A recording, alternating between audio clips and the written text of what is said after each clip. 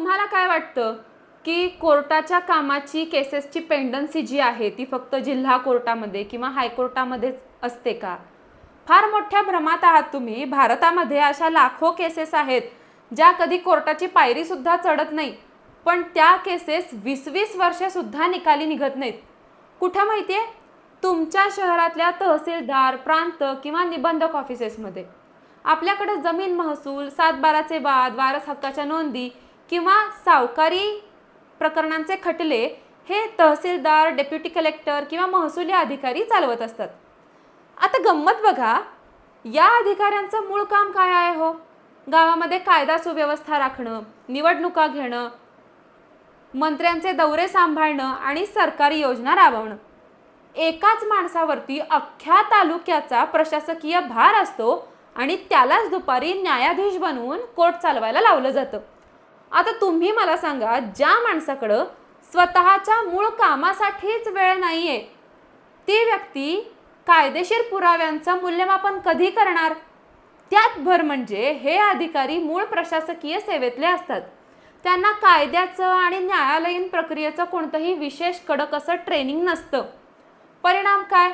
तारखांवर तारखा पडतात आणि महसुली खटल्यांचा निकाल पिढ्यानपिढ्या लागत नाही. बाय द वे, काही न्यायाधीशांचा, हुशार महसुली अधिकाऱ्यांचा आम्हाला खरंच खूप चांगला अनुभव आला. जे काम आपलं चोखपणे बजावतात त्यांच्याबद्दल आम्हाला काहीच नाही बोलायचं, पण आपण जरा आता जगाकडे डोकावून बघूयात.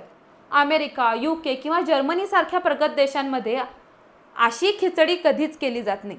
तिथं सेपरेशन ऑफ पॉवर्स म्हणजे अधिकारांची फारकत अगदी स्पष्ट असते. प्रशासकीय काम करणारा अधिकारी कधीच न्यायाधीशाच्या खुर्चीवरती जाऊन बसत नाही. तिथल्या महसुली किंवा प्रशासकीय वादांसाठी स्वतंत्र प्रशासकीय न्यायालय, ॲडमिनिस्ट्रेटिव्ह कोर्ट्स किंवा स्पेशल ट्रिब्युनल्स असतात.